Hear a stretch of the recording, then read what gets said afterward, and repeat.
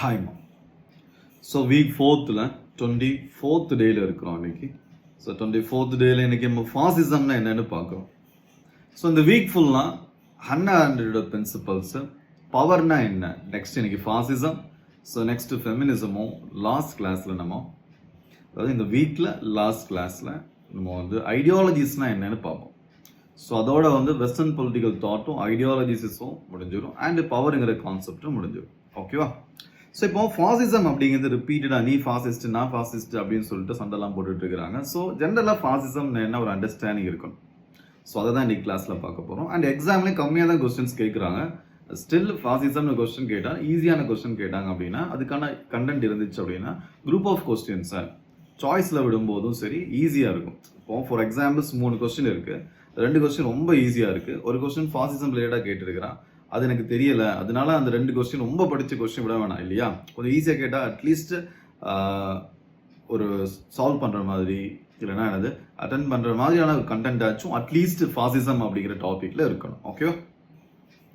So origins of fascism. So fascism அப்படிங்கிற வேர்ட்ஸோட origin பார்க்கும்போது the term fascism comes from Italian word. ஒரு Italian வேர்டில் இருந்து ஃபாசிசம்ங்கிற டேர்ம் வருது. அதோட மீனிங் என்ன அப்படின்னா bundle of rods with an axe blade protruding. இது ஒன்றும் இல்லை, இது மாதிரி bundle of rod. இந்த ராட் என்ன பண்ணுவாங்க அப்படின்னா நிறைய ராட்ஸ் சேர்ந்து அதில் என்னது ஒரு ஆக்ஸ் வச்சிருப்பாங்க. ஸோ இதுதான் ஒரு ஜட்ஜு அப்போல district judge, Italian district judges என்ன பண்ணுவாங்கன்னா கையில் இதை வச்சிருப்பாங்க. வச்சுட்டு தான் பார்த்தீங்கன்னா தட்ஸ் மீன்ஸ் எனக்கு அத்தாரிட்டி இருக்குன்னு காட்டுறது. ஸோ இப்போ அத்தாரிட்டேரியன் ரெஜிம்ஸ் தான் ஃபாசிசமாக இருக்கும். நான் சொல்றது தான் கரெக்ட், எனக்கு மேலே என்ன கிடையாதுன்னா எதுவுமே கிடையாது, ஸ்டேட்டுக்கு மேலே எதுவும் கிடையாது, ஸ்டேட்டுக்கு கீழே எதுவும் கிடையாது, நான் சொல்றதா என்ன அப்படின்னா என்னது ரூலு, நான் சொல்றதா என்னது எல்லாமே அப்படின்னு சொல்றதா என்னது ஃபாசிசம் அப்படிங்கிறது. So bundle of rods with an axe blade என்னது protruding அப்படிங்கிறது வெளியில தள்ளி நிற்கிறது. ஸோ இது பார்த்தீங்கன்னா என்னது இதுதான் ஒரு ஃபாசிசம் அப்படிங்கிறதுக்கான ஒரு மீனிங் ஆக்சுவலாக ஸ்டார்டிங்கில். ஸோ சிக்னிஃபைங் பார்த்தீங்கன்னா என்னது அத்தாரிட்டி அப்படிங்கிறது. ஸோ இதுதான் ஃபிலாசபர் கிங் கூட. ஆனால் எய்ம் வேற. ஃபிலாசபர் கிங் நாவலா பிளாட்டோ ஏதோ ட்ரை பண்றாரு.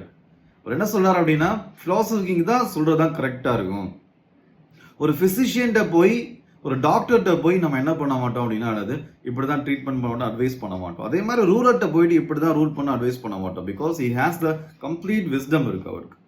ஸோ அவர்கிட்ட போய் ரூல் அட்வைஸ் பண்ண மாட்டோம். லா கவர்னன்ஸ் எதுவாக இருந்தாலும் எதுக்கு கீழே வராது, எதுக்கு மேலே வராது அப்படின்னா ஃபிலாசபருக்கு மேலே வராது, ஃபிலாசபர் கிங்குக்கு மேலே வராது அப்படின்னு சொல்லிட்டு அவர் சொல்றாரு பிளாட்டோ. ஸோ அதனால தான் இந்த ஃபாசிசமோட ட்ரேஸ் அங்கே இருக்குன்னு சொல்றோம், கம்ப்ளீட் அத்தாரிட்டி இருக்கிறதுனால.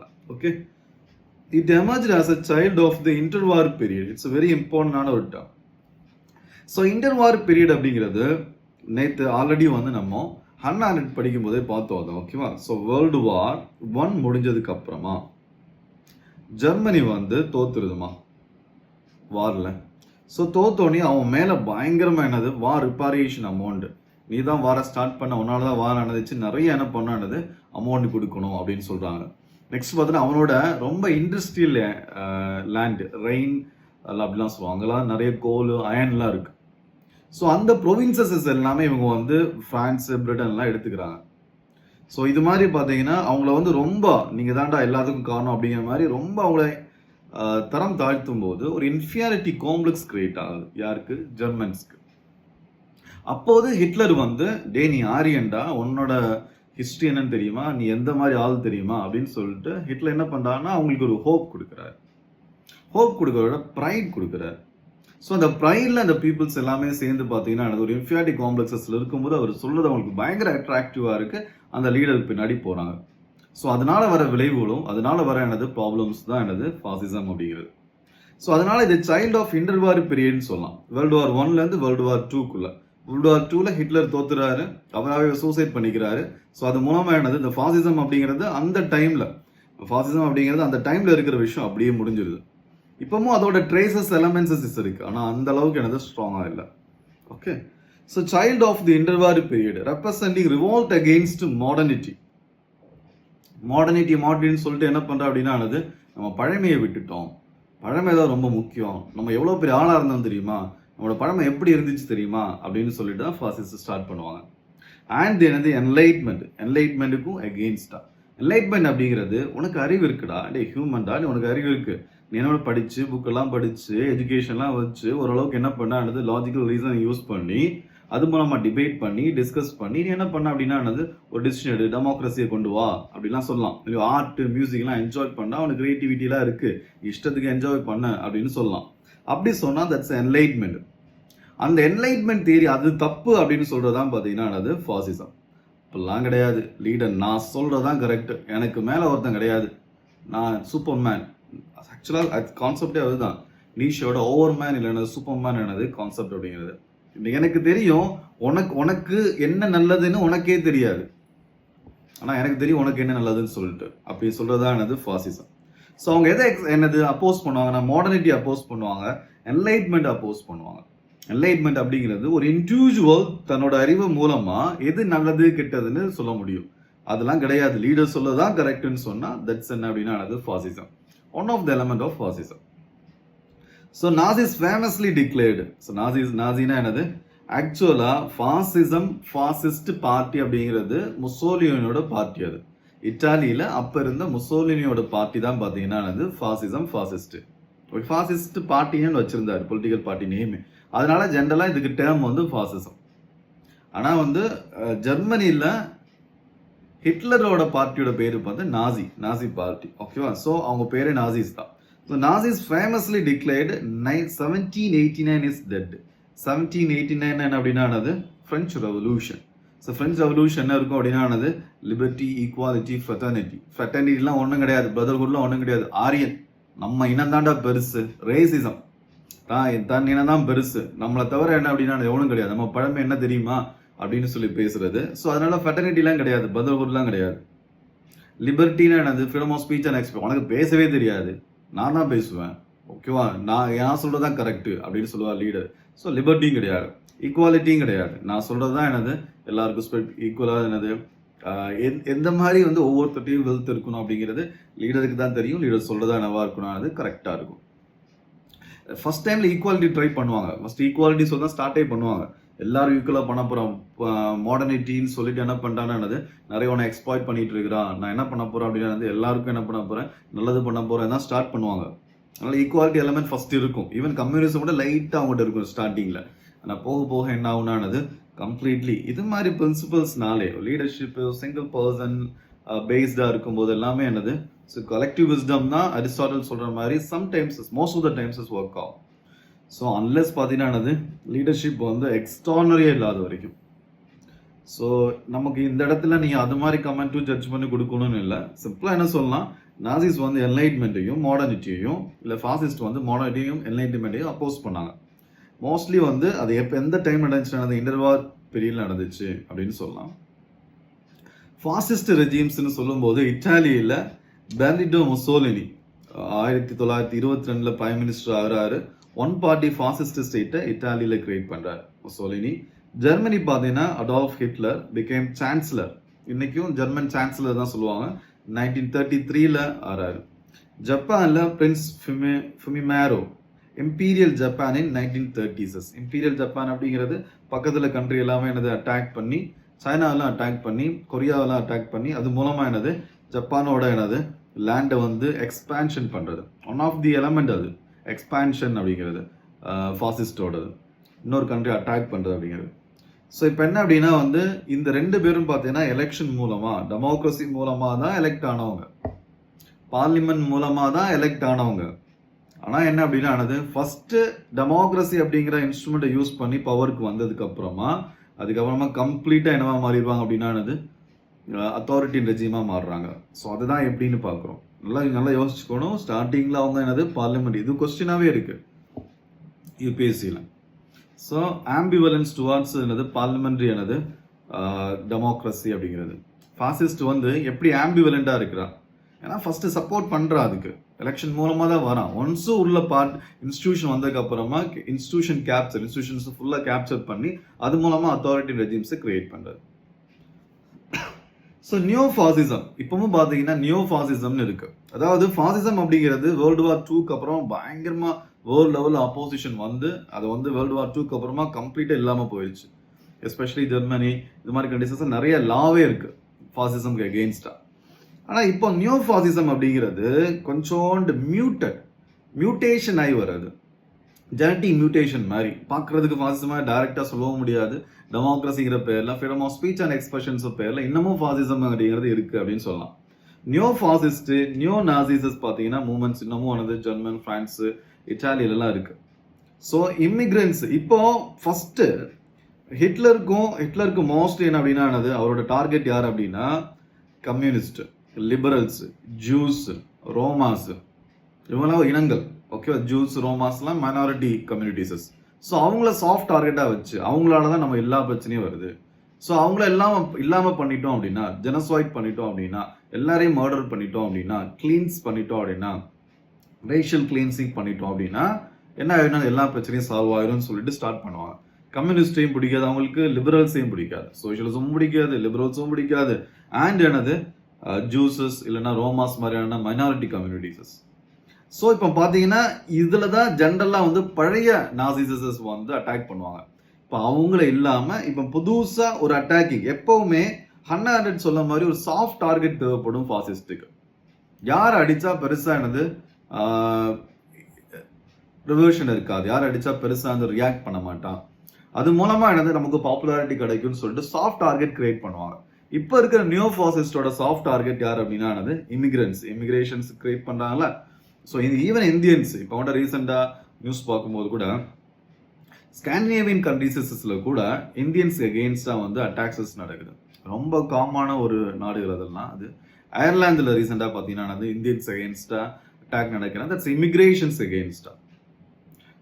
யூஎஸ்லலாம் பார்த்தீங்கன்னா இந்தியன்ஸை பர்டிகுலர் அட்டாக் பண்ணுறாங்க. ஏன்னா அவன் தான் பார்த்தீங்கன்னா எல்லா பிரச்சனைக்கும் காரணம். அவன் தான் என்ன பண்ணுறான் அப்படின்னா நம்மளோட எக்கனாமி எல்லாமே சுரண்டுறான், பட் ஜாப் எல்லாம் யாருக்கு போயிருது, இந்தியன்ஸ்க்கு போயிருது. இப்படிங்கிற மாதிரியான சாஃப்ட் டார்கெட்ஸ் கிரியேட் பண்ணுவாங்க neo fascism. The soft accommodation with democracy. Still அவன் என்ன பண்ணுறான் அப்படின்னா எலெக்ஷனை தான் கேட்குறான். எலெக்ஷனில் நின்று தான் என்ன பண்ணுறான் அப்படின்னா ஓட் கேட்குறான். எலெக்ஷன் நின்று தான் ஓட் கேட்குறான். ஆனால் ஸ்டில் பார்த்தீங்க அப்படின்னா பேசுறது ஃபுல்லாக பார்த்தீங்கன்னா ஃபாசிசமோட பிரின்சிபல்ஸ் மாதிரி இருக்கும். அல்ட்ரா ரைட்டாக இருக்கும். ஸோ அல்ட்ரா ரைட்டு இனம் சார்ந்து பேசுறது. ஸோ இட்டாலியன் சோஷியல் மூவ்மெண்ட் இப்போ இருக்கிறதுல, அண்ட் த நேஷனல் ஃப்ரண்ட் ஃப்ரான்ஸில், அண்ட் கிரீஸோட கோல்டன் டாக், இதெல்லாம் பார்த்தீங்கன்னா எக்ஸாம்பிள்ஸ். இன்னமும் இதெல்லாம் ரொம்ப ப்ரிடாமினண்டாக இருக்கிற பொலிட்டிக்கல் பார்ட்டிஸஸ். இவங்கெல்லாம் டைரக்ட்லி இன்டைரக்ட்லி எதை சப்போர்ட் பண்ணுற எந்த சாயல் இருக்கும் அப்படின்னா ஃபாசிசமோட சாயல் இருக்கும். அதனால அவங்க நியோ ஃபாசிசம் அப்படின்னு சொல்லலாம். சும்மா எக்ஸாம்பிளாக ஒரு எக்ஸாம்பிளாக கூட. ஓகேவா? நெக்ஸ்ட், ஃபாசிசம் அனாலிசிஸ் பண்ணும்போது இது ஒரு ஐடியாலஜியாக எடுத்துக்க முடியாது. ஏன் ஐடியாலஜியாக எடுத்துக்க முடியாது அப்படின்னா, இப்போ லிபரல்ஸ்னா எதுக்குமா இம்பார்ட்டன்ஸ் கொடுப்பான்? இண்டிவிஜுவல்ஸ்க்கு இம்பார்ட்டன்ஸ் கொடுப்பான் ஓவர் சொசைட்டி. ஸோ இண்டிவிஜுவலுக்கு என்ன இருக்குன்னா என்லைட்டட் செல்ஃப் இன்ட்ரெஸ்ட் இருக்கு, லாக்ஸ் சொல்ற மாதிரி. அது மூலமா ப்ராப்பர்ட்டி சேர்த்துக்கிறா, பொசசிவ் இண்டிவிஜுவலிசம் ஓகே அப்படிலாம் சொல்றது. ஸோ நெக்ஸ்ட் பார்த்தீங்க அப்படின்னா சோஷியலிசம் அப்படிங்கிறது சொசைட்டிக்கு இம்பார்ட்டன்ஸ் கொடுக்குறது. ஸோ சொசைட்டி இம்பார்ட்டன்ஸ் கொடுக்கறது, சோஷியல் ஈக்குவாலிட்டிக்கு இம்பார்ட்டன்ஸ் கொடுக்கறதுன்னா அவனுக்குன்னு ஒரு ஃப்ரேம் ஒர்க் இருக்கு, அதுக்குள்ள தான் பேசுவான். ஆனால் ஃபாசிஸ்டுக்கு அப்படி ஒரு ஃப்ரேம் ஒர்க்லாம் கிடையாது. ஐடியாலஜிஸ்ன்னு ஒரு டாபிக் கீழே தான் ஃபாசிசம் வருது. ஆனால் அது ஒரு ஐடியாலஜினே சொல்ல முடியாது, அதுக்கு ஒரு ஃப்ரேம் ஒர்க் கிடையாது. அது எது பிடிச்சிருக்கோ அதை எடுத்துக்கூடாது. சம்டைம்ஸ் இன்னொரு கண்ட்ரி அட்டாக் பண்ணும், சம்டைம்ஸ் அட்டாக் பண்ணும். அதுக்கு என்ன தேவை அப்படின்னா யாரையாச்சும் எக்ஸ்ப்ளாய்ட் பண்ணிட்டு அப்படியே பவரில் இருக்கிற மாதிரியும் ரொம்ப வயலண்டாக இருக்கிற மாதிரியும் இருக்கும். பின்னாடி அதோட பிரின்சிபல்ஸ்லாம் டீட்டெயிலாக பார்க்குறோம். ஸோ அப்போ fascism is difficult to analyse as an ideology. ஏன் அப்படின்னா டியூ டு இட்ஸ் ரேஷனலாக இருக்காது, எமோஷனுக்கு தான் இம்பார்ட்டன்ஸஸ் இருக்கும். எமோஷன்ஸை ரொம்ப இன்ட்ரீக் பண்ணுற மாதிரி இருக்கும். ரேஷனலாக அறிவாக யூஸ் பண்ணுற மாதிரி இருக்காது. அறிவாக யூஸ் பண்ணாலும் கோஹரண்ட் கோர் ஒரு ஐடியாவுக்குள்ளே இருந்தால் தான் அது என்ன சொல்ல முடியும், ஒரு ஐடியாலஜின்னு சொல்ல முடியும். அப்பெல்லாம் கிடையாது. இஷ்டத்துக்கு அது எப்போ போய் தோன்ற மாதிரி பேசுவார். மோஸ்ட்லி எமோஷன்ஸ் யூஸ் பண்ணும். ஸோ ஹிஸ்டோரியன் ஹியூக் ட்ரெவர் அப்படிங்கிறவர் அதனால இந்த ஃபாசிசம் என்ன சொல்றாரு அப்படின்னா இல் அசோர்டட், சும்மா அங்கங்க சேர்த்து வச்ச ஹோட் ஸ்போர்ட்ஸ் ஐடியாலஜிஸ் அப்படிங்கிறாரு. அங்கங்க எடுத்து வச்சு இஷ்டத்துக்கு யூஸ் பண்றது தான் இந்த ஐடியாலஜின்னு சொல்லலாம். இந்த வேர்டு இந்த டேர்மை யூஸ் பண்ண எக்ஸாம்பிள் ரொம்ப இம்பார்ட்டன்டான விஷயம். Hitler's world view was complete set of attitudes demanding commitment and faith. அவர் கம்ப்ளீட்டா ஒரு வேர்ல்டு வியூவும் அவரோட தாட்ஸ் எல்லாமே ஹிட்லர் எப்படி இருந்துச்சுன்னா, நான் சொல்றது கரெக்ட், அதுக்கு நீ அடிபணிஞ்சிரு, என் மேல ஃபெய்த் வச்சு, அவ்வளவுதான். இது எப்படி ஐடியாலஜின்னு சொல்ல முடியும்? ஸோ ரேதர் தான் பார்த்தீங்கன்னா ரீசன் அண்ட் டிபேட் கிடையாது. ரீசன் டிபேட் மூலமா கிடையாது. நான் சொல்றத நீ கேளு, அவ்வளவுதான். ஒபீடியன்ஸ் இஸ் என்ன அப்படின்னா ரொம்ப மோசமான விஷயம். So it is better described as a political movement சொல்லாமே தவிர, இல்லைன்னா பொலிட்டிக்கல் ரிலீஜன் கூட சொல்லாமே தவிர, நம்ம என்ன சொல்ல முடியாது அப்படின்னா என்னது, இது ஒரு ஐடியாலஜின்னு சொல்ல முடியாது. ஸோ இது ஒரு ஸ்டேட்டிசம். ஸ்டேட்டுக்கு ரொம்ப எந்த அளவுக்கு இம்பார்ட்டன்ஸ் கொடுக்கறது, ரேஸுக்கு எந்த அளவுக்கு இம்பார்ட்டன்ஸ் கொடுக்கறது அப்படிங்கிறது தான் ஃபாசிசமே தவிர, இது ஒரு ஐடியாலஜி, ஒரு கோர் பிரின்சிபிள்ஸ்குள்ள வரும்னு சொல்ல முடியாது அப்படிங்கிறது argument, one of the argument. So இதுல இருக்கிற கோர் பிரின்சிபல்ஸ், ஃபாசிசம் சொல்லும்போது இருக்கிற கோர் பிரின்சிபல்ஸ் என்ன, ஆன்டி ரேஷனலிசம். ஸோ ரொம்ப இன்ட்ரெஸ்டிங்கான இது. அறிவெல்லாம் யூஸ் பண்ணி, லாஜிக் யூஸ் பண்ணி, சயின்ஸ் எல்லாம் உள்ள கொண்டு வராத. உனக்கு என்ன எமோஷன் தோணுதோ அதை யூஸ் பண்ணு, எது ரைட்டுன்னு யூஸ் பண்ணுதோ அதை யூஸ் பண்ணு அப்படிங்கிற மாதிரி விஷயம் தான் ஆன்டி ரேஷனலிசம். ஸோ என்ன அப்படின்னா வந்து ஃபாசிசம் ப்ரிஃபர்ஸ் என்ன ப்ரிஃபர் பண்ணா, எமோஷன் ஓவர் ரீசன். எமோஷனுக்கு இம்பார்ட்டன்ஸ் கொடுக்கும் ரீசனை விட, அறிவை விட. டிராவிங் ஃப்ரம் ஃபேட்ரிச் நீஷேயோட பார்த்தீங்கன்னா வில் டு பவர் அப்படிங்கிற கான்செப்ட் இது யூஸ் பண்ணுங்க. அடிக்கடி நம்ம அதை பார்க்க போறோம், வில் டு பவர் அப்படிங்கிறது. ஸோ எவ்ரி ஹியூமனுக்கு என்ன அப்படின்னா வில் டு பவர் இருக்கும். எல்லாருமே இன்னொருத்தனை அடிமையாகவோ இல்லை இன்னொருத்தனை வந்து கம்மி பண்ணியோ இல்லை எப்பவுமே வந்து பவர் இன்னொரு ஆள்கிட்ட செலுத்துறதுக்கே ரெடியாகவே இருப்பான். அப்போ எல்லாருமே அப்படி இருக்கிறதுனால நான் மட்டும் நலவமா இருந்துட்டு இருந்தேன் அப்படின்னா எனக்கு தான் பிரச்சனை. அதனால நீ என்ன பண்ணிடு அப்படின்னா ஃபர்ஸ்ட் முந்தி சர்வைவல் ஆஃப் தி ஃபிட்டஸ்ட். நீ எவ்வளவு முடியுமோ அவ்வளவு இன்னொருத்தனை அடிச்சு என்ன பண்ணானது நீ மேலவா, தட்ஸ் ஆனது கரெக்ட் வேன்னு சொல்றது. அதுதான் வில் டு பவர் அப்படிங்கிறது. உனக்கு வில் இருக்கும், வில் டு பவர், பவரை அட்டைன் பண்றதுக்கான வில் எப்பவுமே இருந்துட்டே இருக்கும். அதுதான் உன்னோட எய்மாவும் இருக்கும். which is humans driven by will rather than another rationality. அதை அடையணும் அப்படிங்கிறதுக்காக. ஸோ அந்த ஃபைட் இருந்துட்டே இருக்கும், அந்த ஃபைட்டு ஸ்ட்ரகிள் இருந்துட்டே இருக்கும், செக்யூரிட்டி டயலாமா இருந்துட்டே இருக்கும். அதுக்காக ஹோப்ஸ் என்ன சொன்னாலும் ஸ்டேட்டை கிரியேட் பண்ணிடு அப்படிங்கிறாரு. ஸ்டேட் லாவை கிரியேட் பண்ணுவாங்க. இவனும் அதே தான் வரான், ஹோப்ஸ் தான் ஃபாலோ பண்ணுவான். ஸ்டேட்டை கிரியேட் பண்ணிட்டு நான் சொல்றதான் கரெக்ட்னு சொல்லுவான். ஆனா அது என்னது, அவனோட ஐடியாவா இருக்கும் அது. ஓகே, ஸோ ஜார்ஜ் சோரல் என்ன சொல்றாரு அப்படின்னா, இவரை வச்சுலாம் இன்ஸ்பயர் ஆயிருப்பாங்க. இப்போ வந்து பீப்புள்ஸ் ஏதாச்சும் நான் அட்ராக்ட் பண்ணணும் அப்படின்னா, பீப்புள்ஸை கண்ட்ரோல் பண்ணணும் அப்படின்னா, ரேஷனல் ரூலு லான்னு சொன்னாலாம் கஷ்டமா, ரொம்ப நாள் ஆகும். ரூல்ஸ் லாலாம் சொல்லி அதை எஸ்டாப்ளிஷஸ் பண்ணோம்லாம் பாருங்க, ஃப்ரீடம் கிடைச்சு இன்னமும் என்ன ஆகிட்டு இருக்கணும்னு ரூல்ஸ் லாவுக்குள்ள இன்னமும் அதை எம்பெடட் ஆகிறதுக்கு ட்ரை பண்ணிட்டே இருக்கும். So emphasise. ஆனால் அது என்ன சொல்லார் அப்படின்னா அதெல்லாம் தேவையில்லை, பொலிட்டிக்கல் மித்து கிரியேட் பண்ணு. பொலிட்டிக்கல் மித்துனா என்னது, ஜெர்மனுங்கிறவங்க ஆரியன்மா, யூரோப்பியன் ஆரியன், அவன மாதிரி ஒரு ரேஸ் எங்கேயுமே கிடையாது. சூப்பராக இருந்தோம். இந்த ஜூஸ் வந்ததுலேருந்து பார்த்தீங்கன்னா ரொம்ப கேவலமாக போயிட்டோம். ஸோ அதனால பார்த்தீங்கன்னா ஜூஸ் எல்லாம் ஒழிச்சு கட்டினா போதும், நீ பழைய குளோரியா மேலே வந்துடலாம். நீ உலகத்தை ஆள பிறந்தவன், யார் தெரியுமா உலகத்தை ஆள பிறந்தவன் அப்படின்னு சொல்லிட்டு பேசுறதுதான் பார்த்தீங்கன்னா ஒரு பொலிட்டிக்கல் மித்து கிரியேட் பண்றது. அது மூலமா டு என்கேஜ் எமோஷன்ஸ், பீப்புள்ஸ் எமோஷன்ஸை இது பண்ணி ப்ரொவோக் ஆக்ஷன். அது மூலமா என்னது, ஆக்ஷன்ஸை கொண்டு வருது. அது மூலமா ஜூஸஸ் அட்டாக் பண்றது, வயலன்ஸ், ரயோட்ஸ், இதெல்லாமே என்னது கிரியேட் பண்றது ஈஸி. அது மூலமா பவருக்கு வர்றது ஈஸி அப்படிங்கிறார் முசோலினி. அதனால என்ன சொல்ல, ரொம்ப ஃபேமஸான ஒரு காட் அது. இதெல்லாம் எக்ஸாம்ஸ்ல கேட்கலாம். Action not talk. பேசிட்டே இருக்காங்கடா, கிளாஸுக்கு பேசிட்டே இருக்காங்க, பார்லிமெண்ட்ல பேசிட்டே இருக்காங்க, டிஸ்கஷன் தேவையில்லை, டிபேட் தேவையில்லை, ஆக்ஷன்ல இறங்கு. போய் என்ன பண்ண அப்படின்னா வயலன்ஸ் அது மாதிரி. So dismissing parliament as a mere talking shop. பேசலாம் தேவையில்லை, நான் சொல்றதுதான் கரெக்ட். நீ ஏன் பேச வேணாம்னு சொல்ற அப்படின்னா நல்லா முக்கியமா இருக்கும். நீ சொல்லுவதோ நான் சொல்லுவதோ, பேச வேணாம் ஆக்ஷன் இறங்குனா அவன் வேலையை பாருன்னு அர்த்தம் கிடையாது. நான் சொல்றதான் கரெக்ட், நான் சொல்லுவேன் அதுதான் என்ன எல்லாரும் கரெக்டா இருக்குன்னு சொல்லதான் என்னது ஆன்டி ரேஷனலிசம் அப்படிங்கிறது. ரீசனை விட, டிபேட்டை விட எது முக்கியம் அப்படின்னு எமோஷன்ஸ்க்கு இம்பார்ட்டன்ஸ் கொடுக்கறது என்னது ஆன்டி ரேஷனலிசம் அப்படிங்கிறது. நெக்ஸ்ட் ஆன்டி கேரக்டர் அப்படிங்கிறது. ஸோ ஒரு கேரக்டர் பில்ட் பண்ணணும்னே கிடையாது. நெட்டாலிட்டி அப்படிங்கிறாங்க ஹன்னா அரண்டட். ஒரு ஹியூமன் பிறக்கும் போது அவனுக்குன்னு என்ன இருக்கும் அப்படின்னா நியூ ஸ்டோரிஸ், நியூ திங்ஸ், யூனிக்கா இருப்பான். அவனே என்னவா இருப்பான் அப்படின்னா புது புது விஷயங்களை கிரியேட் பண்ணுவான், புது கிரியேட்டிவா இருப்பான். ஸோ அவனுக்கு ஃப்ரீடம் கொடுக்கணும், லிபர்ட்டி கொடுக்கணும், ஈக்குவலா இருக்கணும் அப்படின்னு சொல்றாரு. ஸோ ஆனால் அதெல்லாம் தேவையில்லை. நிகிலிசம் அப்படிங்கிறது எதுவுமே ரைட்டு ராங்லாம் கிடையாது. நிகிலிசம் அப்படிங்கிறது எதுவும் ரைட்டு ராங்லாம் கிடையாது. அதனால பார்த்தீங்கன்னா நான் சொல்றது என்னது, எல்லாரும் சொன்னபடி கேளு. Survival of the fittest. நான் தான் ஏபிள் பர்சன், என்னோட திறமையை வச்சு நான் ஸ்ட்ரகிள் ஆகி இந்த லீடர்ஷிப்க்கு வந்திருக்கிறேன். அதனால இப்ப என்னை விட அறிவும் எதுவும் எவனுக்குமே கிடையாது. அதனால நான் சொல்றதை கேள்டா அப்படின்னு சொல்றதா என்னது நிகிலிசமோட பாயிண்ட். ஸோ ஃப்ரீடம் அப்படிங்கிறது ப்ரிஃபரிங் அன்கொஸ்டினிங் சப்மிஷன். ஃப்ரீடம்ங்கிறது தேவையில்லை. என்ன வேணும் அப்படின்னா என்னது அன்கொஸ்டினிங் என்னது சப்மிஷன். நான் சொல்றது அப்படியே கேளு, அப்படியே சப்மிட் ஆகி என்னது ஃபாலோ பண்ணு அப்படின்னு சொல்றது. டெமோக்ரஸிங்கிறது தேவையில்லை. அதுக்கு பதிலாக என்ன இருக்கணும் அப்படின்னா அப்சல்யூட் என்னது டிக்டேட்டர்ஷிப். ப்ராக்ரஸ் அப்படிங்கிறது எப்படி இருக்கும்னா favouring constant struggle and war. லிபரல்ஸ்க்கு வந்து ப்ராக்ரஸிவா இருக்கணும் ஒரு டெவலப்மெண்ட் அப்படிங்கிறது. எலெக்ஷன் மூலமா டிபேட்ஸ் மூலமா கொஞ்சம் கொஞ்சமா பீப்புள்ஸஸ் மாறி மாறி என்ன ஆகும்னா அது ஒரு கல்ச்சர் சொசைட்டி கிரியேட் ஆகும்.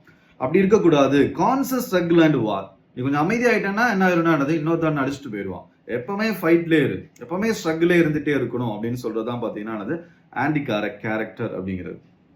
ஸோ நெக்ஸ்ட் பார்த்தீங்கன்னா அதான் ஒபே, சர்வ், ப்ரொடெக்ட். அவ்வளோதான். நான் சொல்றதை கேளு, கண்ட்ரிக்கு சர்வ் பண்ணு, அண்ட் பார்த்தீங்கன்னா கண்ட்ரியை ப்ரொடெக்ட் பண்ணு அப்படிங்கிறது நாசிசம் அப்படிங்கிறது. ஸோ அப்போ ஒரு நியூ மேனை கிரியேட் பண்ற ஆன்டி கேரக்டர். நீ உனக்கு கேரக்டர்லாம் ஒன்றும் தேவையில்லை, நீ என்ன நான் சொல்றதை மட்டும் கேளு. இந்த நியூ மேனை கிரியேட் பண்ற ரொம்ப இன்ட்ரெஸ்டிங்கான தாட்ஸ் இதெல்லாம். Fascists projected themselves as creative force. Building new civilization through பாத்திரானது creative destruction. நான் பழைய மாடர்னிட்டி எல்லாம் தூரத்துக்கு போட்டுட்டு நான் என்ன பண்ண போறேன்னா ஆடு மாடு மேய்க்கிறது கொண்டு விட போறேன். ஓகேவா? ஸோ அது மூலமா என்ன அப்படின்னா புது சொசைட்டியை கிரியேட் பண்றேன் அப்படின்னு சொல்றது. தட்ஸ் மீன்ஸ் எனக்கு கிரியேட்டிவ் ஃபோர்ஸ் கிரியேட் பண்ண போறேன். Creative destruction. பழமையை உடைச்சு, அதாவது பழமை கிடையாது, மாடர்னிட்டியை உடைச்சு பழமைக்கு கொண்டு போறது. Community was formed not by rational minds. Rational mind மூலமா ஒரு சொசைட்டி கிரியேட் ஆகல, அறிவு வச்சு கிரியேட் ஆகல, பட் பை இன்னேட் லாயல்டிஸ். ஒரு தமிழ் மேலேயோ இல்லைன்னா ஒரு லாங்குவேஜ் மேலேயோ இல்லைன்னா ஒரு லீஜன் மேலேயோ இல்லைன்னா ஒரு ரீஜியன் மேலேயோ இல்லைன்னா ஒரு ரேஸ் மேலேயோ இருக்கிற லாயல்ட்டி மூலமா தான் ஒரு கம்யூனிட்டி ஒரு சொசைட்டி கிரியேட் ஆச்சு. அது எமோஷனல் பாண்டு தான் ரொம்ப முக்கியம். ஃபார் மை காமன் காமன் பாஸ்ட்டை வச்சுக்கிட்டு. So subordinating all rivalries to higher collective purpose. Higher collective பர்பஸஸ்க்காக, ஹையர் கலெக்டிவ் பர்பஸஸ்க்காக எல்லாரும் ஒரு இனம் சேர்ந்து அந்த இனம் தன்னோட பர்பஸஸ்க்காக ஒரு லீடரை கிரியேட் பண்ணி லீடர் என்ன சொல்றாரோ அதை அப்படியே கேட்டு என்ன பண்ணா ஒர்க் பண்ணும். ரீசனோ டிபேட்டோ இதெல்லாமே இருக்காது. அது மூலமா ஒரு நியூ மேனை கிரியேட் பண்ண. அந்த நியூ மேன் எப்படி இருப்பான்? ஒபீடியண்டா இருப்பான். அவ்வளவுதான், சிம்பிள். ஒபீடியண்டா இருப்பான், சொன்னதை கேட்பான். The new man was a hero. ஏன் ஹீரோன்னு அவன் motivated by duty, honour and self sacrifice. நீ பார்த்துருப்பீங்க ஃபாசிசம் பேசுற எல்லாமே டியூட்டி, ஹானர் பார்த்தீங்கன்னா செல்ஃப் சாக்ரிஃபைஸ். அப்படி சொன்ன மாதிரி செம்மையா இருக்கும். ஓகே, நான் தான் ஹீரோ அப்படிங்கிற மாதிரி. பட் பேக்குக்கு என்ன இருக்கான்னா அதாவது இவர் சொல்ற மாதிரி, அதாவது ஹன்னாண்டட் சொல்ற மாதிரி எய்ச் மேன் பெனல் அவனுக்கு என்ன பண்றதே அவனுக்கு தெரியாது. அவனுக்கு அவர் சைக்கோவும் கிடையாது, அவன் என்ன கிடையாது அப்படின்னா இன்டலெக்சுவலும் கிடையாது. அப்படியே சொல்லுவாங்க, அவன் சைக்கோவும் கிடையாது, இன்டலெக்சுவலும் கிடையாது, சைக்கோ பார்த்தும் சோஷியோ பார்த்தும் கிடையாது. அவன் என்ன அப்படின்னா டியூட்டி பண்ணணும், ஹானர் இருக்கணும், அதுல ஒரு ப்ரைடு இருக்கு, பெருமை இருக்கு, செல்ஃப் சாக்ரிஃபைஸ், திங்க் பண்ணவும் மாட்டான். ஸோ அது மாதிரி நியூ மேனுக்கு அந்த நியூ மேன் என்னவா இருப்பான்? லாயல்ட்டியா இருப்பான். அவ்வளவுதான். இனத்துக்கு லாயல்ட்டியா இருப்பான், அந்த லாங்குவேஜ்க்கு லாயல்ட்டியா இருப்பான். That's all. அது தவிர எதுவுமே கிடையாது. ஸோ இதுதான் பார்த்தீங்கன்னா ஃபாசிசத்துல இன்னொரு ஸ்ட்ரகிள் எப்பவுமே இருந்துகிட்டே இருக்கும். சார்லஸ் டார்வின் பார்த்தீங்கன்னா அவரோட தியரி நேச்சுரல் செலெக்ஷன் அப்படின்னு சொல்லிட்டு, டார்வினோட பிரின்சிபல் தியரி தான். அது ரொம்ப நம்புவாங்க. நேச்சுரல் செலெக்ஷன் அப்படிங்கிறது எந்த இனத்துக்கு அந்த தகுதி இருக்கும் அந்த இனம் சண்டை போட்டு மேலே அது ஆளும். அவ்வளோதான். Survival of the fittest, natural selection. That's means என்னன்னா நேச்சர் எதை தான் செலக்ட் பண்ணும்.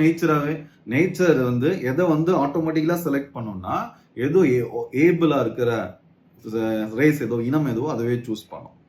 ஹெர்பர்ட் ஸ்பென்சர் என்ன சொன்னா சோஷியல் டார்வினிசம் சொல்லுவாரு. அதுதான் அது மாதிரி எந்த சொசைட்டி எந்த இனம் என்ன இருக்கும்னா டார்வின் சொன்னது நேச்சுரல் செலெக்ஷன், அதாவது அனிமல்ஸ் எல்லாம் எப்படி எவால்வ் ஆகுறோம்னு சொல்லிட்டு, அதே மாதிரி சொசைட்டிலையும் எப்படி இருக்கும்னா எந்த இனம் ரொம்ப பவர்ஃபுல்லா இருக்கும் அந்த இனம் வின் ஆகும். அதனால எப்பவுமே சண்டை போட்டுட்டே இருக்கு. எப்பமாச்சும் நீ இறங்கி போயிட்டு அப்படின்னா இன்னொருத்தர் அடிச்சுட்டு போயிடுவான் அப்படின்னு சொல்றது. Fascist glorified unending struggle. அதனால எப்பவுமே ஸ்ட்ரகிள் இருந்துட்டே தான் இருக்கும். எப்பவுமே ஒரு சோல்ஜர் மாதிரியே இருக்கும். எப்பவுமே ப்ரைடு ஹானருக்காக என்ன பண்ணா ஒர்க் பண்ணிட்டே இருக்கும். முசோலினி என்ன சொன்னாருன்னா அதுக்கு இது கேட்பான் எக்ஸாம்ல, ரொம்ப இம்பார்ட்டண்டா இருக்குது. War is to men what maternity is to women. உமனுக்குலாம் மரியாதையே கொடுக்க மாட்டாங்க, நாசிஸ்டும் சரி ஃபாசிஸ்டும் சரி. சுத்தமா இருக்குது எல்லாம் மென். இங்க சொன்ன நியூ மேனு இது எல்லாமே வெறும் மென் மட்டும்தான். நாட் என்ன கிடையாது, உமன் கிடையாது. ரொம்ப யோசிக்கிறாங்க. ஸோ ஆனால் இப்போ ரீசன்ட் டைம்ல பார்த்தீங்கன்னா நியூ ஃபாசிஸ்ட்லாம் பார்த்தீங்கன்னா மோஸ்ட்லி உமன் இருக்கிறாங்க. தட்ஸ் அ மிஸ் அண்டர்ஸ்டாண்டிங்க்கும் ஒரு டிஃப்ரெண்டான சோஷியல் ஸ்ட்ரக்சர் கிரியேட் ஆகும்போது வர ப்ராப்ளம்ஸ் அது. சரி, ஓகே, அது இன்னொரு டிஸ்கஷன். அது what maternity is to women. உமனுக்கு எப்படி தாய்மை வந்து ரொம்ப இம்பார்ட்டண்ட்டோ அது மாதிரி பார்த்தீங்கன்னா மென்னுக்கு வந்து வார் ரொம்ப இம்பார்ட்டன்ட். மென்னாக இருந்தாலே வாருக்கும் ஸ்ட்ரகிளுக்கும் போராடுறதுக்கும் ஹானருக்கும் டியூட்டிக்கும் ரெடியாக இருக்கணும் அப்படின்னு சொல்றாரு. ஸோ த ப்ரமோட்டட் யூஜெனிக்ஸ்னா ஏபிள் மென்னும் ஏபிள் உமனும் இருக்கிறதுலே ரொம்ப அவர் வந்து ஆரியனாலே வந்து ஹிட்லர் எப்படி சொல்லுவார் அப்படின்னா, டாலாக இருக்கணும், ப்ளூ ஐஸ் இருக்கணும், ஹேண்ட்ஸமாக இருக்கணும், ஓகே, இது மாதிரி நிறைய ப்ராட் ஷோல்டர்ஸ் இருக்கணும். அவன் தான் ஆரியன். அவன் ஒரு பெரிய ஒரு இனம். அவன் ஆக்சுவலாக ஹிட்லரே ஜெர்மனில் பிறக்கல. அவருமே கம்ப்ளீட் ஜெர்மனும் கிடையாது. நீங்கள் ஹிட்லரோட வந்து பிக்சர் எடுத்து பாருங்க, அவன் டாலாகவும் இருக்க மாட்டார், ப்ளூ ஐயும் இருக்காது, ப்ராட் ஷோல்டரும் இருக்காது. பட் அதுதான் மேட்ரு. எமோஷனை பீப்புள்கிட்ட கிளறி விட வேண்டியது. அவன் கொஸ்டின் கூட கேட்க மாட்டான், ஜஸ்ட் ஃபாலோ பண்ணுவான் அந்த சுச்சுவேஷனில். ஸோ யூஜெனிக்ஸ் அப்படிங்கிறது அது இன்னொரு தாட். யூஜெனிக்ஸ் அப்படிங்கிறது என்ன அப்படின்னா, ஏபிள் மென்னும் ஏபிள் உமனும் சேர்ந்து ப்ரோக்ரியேட் பண்ணுறது மூலமாக பிறக்கிற சைல்டு தான் வந்து என்ன இருக்கணும். அப்போ தான் இனம் வந்து பெட்டராக இருக்கும். ஸோ இனம் பெட்டராக இருக்கும் அப்படின்னு சொல்கிறது. ஸோ ரேஷியல் யூஜெனிக்ஸ் கிரியேட் பண்ணணும். அதனால ஜூஸ் கூட மேரேஜ் பண்ணக்கூடாது, ஜூஸ் கூட சேர்ந்து இருக்கக்கூடாது, ஓகேவா. ஸோ ஜூஸ் கூட மேரேஜ் பண்ணுறதும் அவங்க கூட சேர்ந்து குழந்தை பெற்றுக்கிறதும் இனத்தை அழிச்சிடும் அப்படின்னு சொல்றாரு. ஸோ இந்த ரிலீஜியஸ் மேரேஜஸ், இந்த ரேஷியல் மேரேஜஸ், இந்த ரிலீஜன் கிடையாது. ஆக்சுவலாக இவங்க மோஸ்ட்லி என்ன பார்த்தீங்கன்னா ரேஸ் தான், ஓகேவா. So Jews and persons with disabilities. Even ஜெர்மனாவே இருந்தால் கூட அவன் பிறக்கும் போதே வந்து டிசபிலிட்டியோட கைகால் ஊனமாவோ இல்லைன்னா மென்டலி டிசபிள்டாவோ இருந்தாங்கன்னா அப்படியே கொண்டு அவங்களையும் கொண்டுறது. அப்படியே ஏன் அப்படின்னா அவன் இருந்தால் இனத்துக்கே என்ன ஆகுனா சர்வேல் ஆஃப் த ஃபிட்டஸ்ட் தானே, அவன் ஃபிட்டஸ்டாக இருக்க மாட்டான்னு சொல்றது. இந்த அளவுக்கு போகிறது தான் ஃபாசிசம். எக்ஸ்பான்ஷன் எப்படி இருக்கு? எப்பவுமே கண்ட்ரி எக்ஸ்பான்ஷன் பண்ணிட்டே இருக்கணும். ஸோ கண்ட்ரி எவ்வளோ பெருசாவதோ அவ்வளோக்குள்ள ரிசோர்ஸஸ் அதிகமாக இருக்கும். அந்த ரிசோர்ஸ் எல்லாமே யூஸ் பண்ணி இனத்தை பெருசாக்கிட்டே இருக்கலாம், இனத்தை ரொம்ப வெல்த்தியாக்கிட்டே இருக்கலாம். அவர் என்ன சொல்லுவார்னா, அதே தான் ஆடு மாடு மேய்க்கிறது தான் சொல்லுவார். எல்லாரும் என்ன பண்ணா பழமை அதெல்லாம் சொல்ல வேணாம். நம்ம போய் என்ன பண்ணா அது வந்து வில்லேஜ் சொசைட்டி மாதிரி கிரியேட் பண்ணி எல்லாருக்கும் மாடு வாங்கி கொடுத்துருவேன், எல்லாருக்கும் ஆடு வாங்கி கொடுத்துருவேன். ஸோ அது மூலமாக கிரியேட் பண்ணுறது மூலமாக ஆடு மாடுலாம் மேய்ச்சி என்ன பண்ண, ஆனால் அதுவும் ஃபாலோ பண்ண மாட்டாங்க. அது பின்னாடி சொல்கிறேன், ஓகேவா. ஸோ அது மூலமாக அதுக்கு ஆடு மாடு மேய்க்கணும்னா லேண்டு தேவைமா. பிரேசில் மாதிரி கண்ட்ரீஸில் எக்கச்சக்கமாக வெறும் பாப்புலேஷனுக்கும் இடத்துக்கும் அவ்வளோ இருக்கும். தமிழ்நாட்டிலலாம் இல்லைன்னா தமிழ்நாடோ இல்லைன்னா இந்தியாவிலையோ ஆடு மாடு மேய்க்கிறதுக்கான இடமும் கிடையாது. நம்மளோட பாப்புலேஷன் டென்சிட்டி ரொம்ப ரொம்ப ரொம்ப ஜாஸ்தி. அதுக்கான கிளைமேட்டும் கிடையாது. எக்ஸ்பான்ஷன் எய்ம் லெமன்சுரம் அப்படிங்கிறது ஹிட்லரோட ஒரு எய்ம், கோல். லிவிங் ஸ்பேஸ் ஹிந்தி பார்த்தீங்கன்னா ஈஸ்ட். இப்போ வந்து யூரோப்பில் ஓகேவா வெஸ்ட்டு ஈஸ்ட்னு இருக்குமா. ஸோ ஈஸ்ட் ஃபுல்லாக ரஷ்யா ரொம்ப ப்ராடராக இருக்கும். அங்கே பயங்கரமாக என்ன பண்ணலாம், ஆடு மாடுலாம் மேய்க்கலாம், அதுக்கு நிறைய லேண்ட் இருக்கும். அது மூலமாக அந்த ஈஸ்ட்டை ஃபுல்லாக பிடிச்சி அது எதுவாக மாற்றிடும் அப்படின்னா ஜெர்மன் பீப்புள்ஸ்க்கு மாற்றி ஆடு மாடு மேய்க்க விட போகிறேன்னு பேசுவார். அதான் லெவன்சுரம் அப்படிங்கிறது ஈஸ்ட் நோக்கி, வெஸ்டர்ன் யூரோப்பில் ஈஸ்ட் நோக்கி பார்த்தீங்க அப்படின்னா போய் அந்த லேண்டு ஃபுல்லாக கையகப்படுத்தி எக்ஸ்பான்ஷன் அந்த கண்ட்ரி அட்டாக் பண்ணுறது. அப்படி அட்டாக் பண்ணுற ப்ரொசீஜர் தான் ரஷ்யாவை அட்டாக் பண்ணும்போது தான் வேர்ல்டு வார் 2 பெருசாகி அதுவே அவருக்கு ப்ராப்ளமேட்டிக்காக முடிஞ்சிடும். ஸோ கொஞ்ச நாளே வாரம் முடிஞ்சிடும், அவருமே சூசைட் பண்ணிக்கிறார். ஸோ அல்டிமேட்டாக வேர்ல்டு டாமினேட் பண்ணுவோம், அந்த இனம் தான் பெருசாக இருக்கும் அப்படிங்கிற மாதிரி. சோஷியலிசம் இன் ஃபாசிசம்ல சோஷியலிஸ்ட் எலமெண்ட்ஸ் ஸ்டார்டிங்ல இருந்துச்சு. Fascist use national socialism to gain support from. ஸ்டார்டிங்ல பீப்புளோட சப்போர்ட் வரைக்கிறதுக்காக, அர்பன் ஒர்க்கர்ஸஸ் அட்ராக்ட் பண்றதுக்காக, ஸ்மால் ஷாப் கீப்பர்ஸ் அட்ராக்ட் பண்றதுக்காக, பெசன்ஸ் அட்ராக்ட் பண்றதுக்காக அவங்க என்ன சொன்னாங்க, பெரிய பெரிய வந்து ஷாப்பிங் மால்ஸ் எல்லாம் நல்லது கிடையாது, அதெல்லாம் வந்து இது கார்பரேட் நல்லது கிடையாது, அதெல்லாம் வந்து என்ன பண்ண ஒழிச்சுட்டு நான் என்ன பண்ண போறேன், உங்களுக்கு சப்போர்ட் பண்ண போறேன்னு ஃபர்ஸ்ட் ஸ்டார்ட் பண்ணுவாங்க. த பிரைவேடைஸ்டு கலெக்டிவிசம், நம்ம எல்லாம் சேர்ந்து மேனுஃபேக்சர் பண்ணி எல்லாருக்கும் ஈக்குவலா கொடுக்கலாம்னு ஃபர்ஸ்ட் ஸ்டார்டிங்ல இருக்கும். பிளேசிங் காமன் குட் தான் ரொம்ப முக்கியம் before private good. And criticised capitalism criticise பண்ணாங்க for promoting self interest promote பண்ணா இனத்தோட இன்ட்ரெஸ்ட் கம்மியாயிரும். எதுக்கு தான் நீ ஃபர்ஸ்ட் லிபரலிசம் கேபிட்டலிசம்னால என்ன, செல்ஃப் இன்ட்ரெஸ்ட், பொசசிவ் இண்டிவிஜுவலிசம். அது ஃபாசிஸ்ட் பிடிக்காது. ஃபாசிஸ்டுக்கு இனம் தான் ஃபர்ஸ்ட் வரும், சொசைட்டி ஃபர்ஸ்ட் வரும். அதெல்லாம் நல்லா புரிஞ்சுக்கணும். தன்னோட இனம் மட்டும் என்னதுன்னா ஃபர்ஸ்ட்ல வரும். ஸோ அப்படி பண்ண எந்த சொசைட்டியுமே என்னவா இருந்தது கிடையாதுனானது இது வரைக்கும் சஸ்டெயின் ஆன ஹிஸ்டரியே கிடையாது, ஹோல் ஹிஸ்டரியில. ஸோ நெக்ஸ்ட் எக்கனாமிக் பாலிசி எப்படி இருக்கும் அப்படின்னா, hate socialistic style. Social style என்ன, ஸ்டேட் எல்லா கண்ட்ரோலையும் எடுத்துக்கணும், ரெகுலேட் பண்ணும், பிளானிங் பண்ணும். லேட்டரா வந்து பிக் பிசினஸ் சப்போர்ட் பண்ண ஆரம்பிப்பாங்க. ஏன் பிக் பிசினஸ் சப்போர்ட் பண்ணோம் அப்படின்னா, ஃபாசிஸ்ட் வந்து ஆட்சிக்கு வந்து ஃபர்ஸ்ட் இவன் சப்போர்ட்டோட வருவான், ஒர்க்கர்ஸ் சப்போர்ட்டோட. முன்னாடி சொன்ன பார்த்தீங்கன்னா urban workers, small shopkeepers, peasants, mostly middle class தான் விக்டிமா இருப்பாங்க. அவனை தான் ஈஸியான பண்ணலானது, அப்படின்னு சொல்லிட்டு அவன் கொஞ்சம் மேலே வந்துடும். போ பீப்புள்ஸ் ஆல்ரெடி சாப்பாடுக்கே வழியில் வந்துட்டு போய் என்ன பேச புரியுதா உங்களுக்கு? ஆனால் most of the fascist middle class தான் மெயின் எய்மாக இருக்கும். ஸோ பிக் பிஸ்னஸஸ்க்கு லேட்டராக பார்த்து தான் இவன் அவ்வளோதான் ஓட் போட்டாச்சு, ஆட்சி வந்தாச்சு, எல்லாத்தையும் பிடிச்சாச்சு, ஜுடிஷியல் எல்லாத்தையும் ஒழிச்சு கட்டிட்டு என்ன பண்ணானது இவன்ட்டே ஃபுல் பவர் வந்துடும். இவன்ட்டே ஃபுல் பவர் வந்ததுக்கு அப்புறமா பிக் பிஸ்னஸ் சப்போர்ட் பண்ண ஆரம்பிப்பான். எதுக்கு அப்படின்னா வார் பண்ணணும் அப்படின்னா அதுக்கு என்ன தேவை, நிறைய எக்யூப்மெண்ட்ஸ் அது இதுன்னு தேவை, நிறைய மேனுஃபேக்சர் பண்ணணும், நிறைய வெல்த் ஈஸியாக கிரியேட் பண்ணணும் அப்படின்னா பிக் பிஸ்னஸ் தான் பெட்டராக இருக்கும். ஸோ அதனால பெரிய பெரிய பிக் பிஸ்னஸ் சப்போர்ட் பண்ண ஆரம்பிச்சோம் லேட்டஸ்ட் ஸ்டேஜில். மார்ஜினைசிங் லெஃப்டிஸ்ட் எலமெண்ட்ஸை யாரெல்லாம் வந்து கலெக்டிவிசம் இருக்கணும், எல்லாரும் சேர்ந்து ஆட்சி பண்ண கூட கிடையாது, எல்லாரும் சேர்ந்து ப்ரொடியூசர்ஸ் பண்ணி எல்லாருக்கும் ஈக்குவலாக பிரித்து கொடுக்கணும் அப்படின்னு சொல்கிற எலமெண்ட்ஸ் எல்லாமே ஒரே நைட்டில் the night of long knives அடிப்பாங்க 1934. ஒரே நைட்டில் அவங்க பார்ட்டியிலே இருந்த யாரெல்லாம் லெஃப்ட் எலமெண்ட்ஸ் இருக்காங்களோ அவங்க எல்லாமே மர்டர் பண்ணிடுவாங்க ஒரே நைட்டில் பிளான் பண்ணி. ஸோ இதுதான் ஃபாசிசம் அப்படிங்கிறது. Anti communism remind stronger than socialism விட அவன்கிட்ட ஆன்டி கம்யூனிசம் எப்பவுமே இருந்துச்சு. ஏன் ஆன்டி கம்யூனிசம் அப்படின்னா கம்யூனிஸ்ட் என்ன பண்ண சொல்லுவான், ஒர்க்கர்ஸோட சாலிடாரிட்டிமா. ஸோ எந்த இனமா இருந்தாலும் எந்த லாங்குவேஜா இருந்தாலும் சரி ஒர்க்கர்ஸ் எப்பவுமே என்னது ஒரே சாலிடாரிட்டியா இருக்குன்னு சொல்லிட்டு அது யாருக்கு ஒத்து வராது, ஃபாசிஸ்ட் ஒத்து வராது. தான் இனப்பத்தை பத்தி பேசுறதோ இல்லைன்னா என்னது பர்டிகுலர் ஐடென்டிட்டி தான் மேட்டர் ஆகும், ஐடென்டிட்டி பாலிடிக்ஸ் தான் மேட்டரா இருக்கும். ஸோ அதனால ஆன்டி கம்யூனிசம் ரொம்ப ஸ்ட்ராங்கா இருக்கும். இதுவே ஒரு அட்வான்டேஜ் ஆயிரும் அவனுக்கு. ஆன்டி கம்யூனிசம் ஸ்ட்ராங்கா இருக்கிறதுனால அவன் ரஷ்யாக்கு எகெயின்ஸ்டாவே இருப்பான். யாரு, ஹிட்லர் ஜெர்மனி. அதனால சரி ஓகே நம்ம கம்யூனிஸ்ட் வந்து என்ன அப்படின்னா கம்யூனிஸ்ட் தானே மர்டர் பண்ணிட்டு இருக்கான், நல்லது தானே, அது மூலமா நம்ம கண்ட்ரி கம்யூனிசம் வராதுன்னு சொல்லிட்டு யூகே பிரான்ஸ்ல ரொம்ப நாள் அமைதியாவே இருப்பாங்க. இவ்வளவு பேர் ஜூவை மர்டர் பண்ணும்போது கூட ஈவன் பிடபிள்யூ எல்லாமே ஜூவை மட்டும் இல்லை, அவன் பிளாக் பீப்புள்ஸ் அங்கே இருக்கிற மற்ற எல்லா மைனாரிட்டிஸும் அட்டாக் பண்ணுவாங்க. மெயின் அட்டாக் எதுவாக இருக்கும்னா என்னது ஜூஸாக இருப்பாங்க.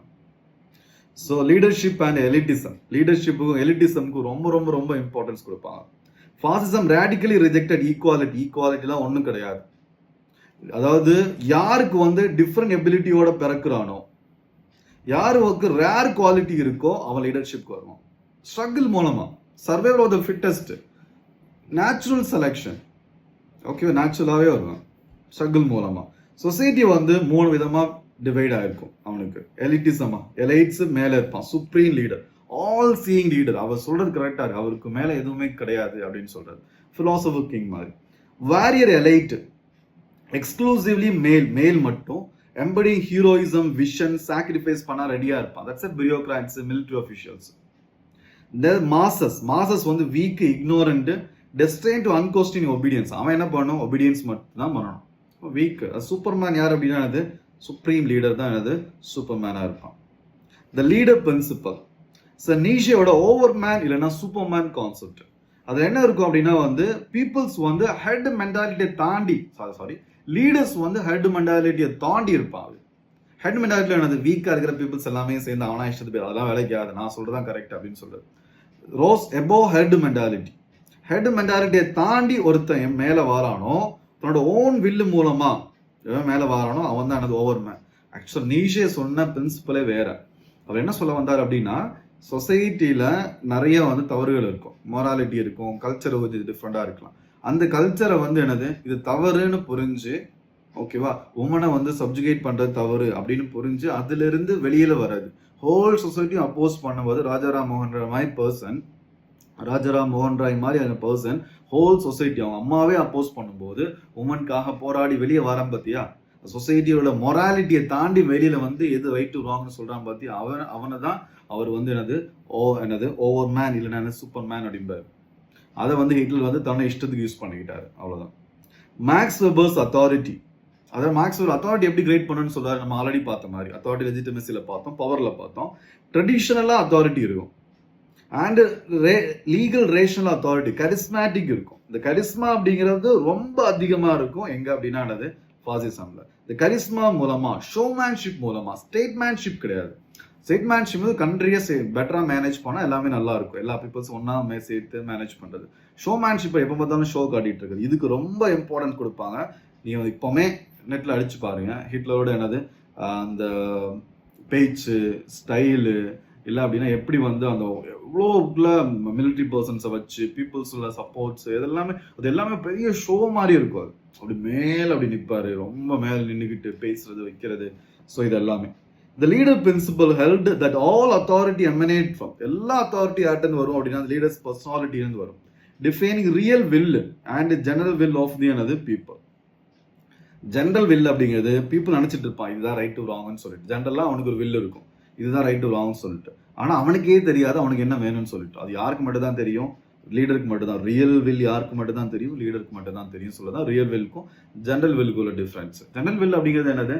பீப்புளுக்கு ஜென்ரலாக இருக்கிற வில். அது வீக் பர்சன், அவனுக்கு அதுவே பெருசாக எது ரைட் ராங் தெரியாது. யாருக்கு தான் ரைட் ராங் தெரியும்? தட்ஸ் லீடருக்கு மட்டும் தான் தெரியும் அப்படிங்கிறது தான் இந்த லீடர் பிரின்சிபல் அப்படிங்கிறது.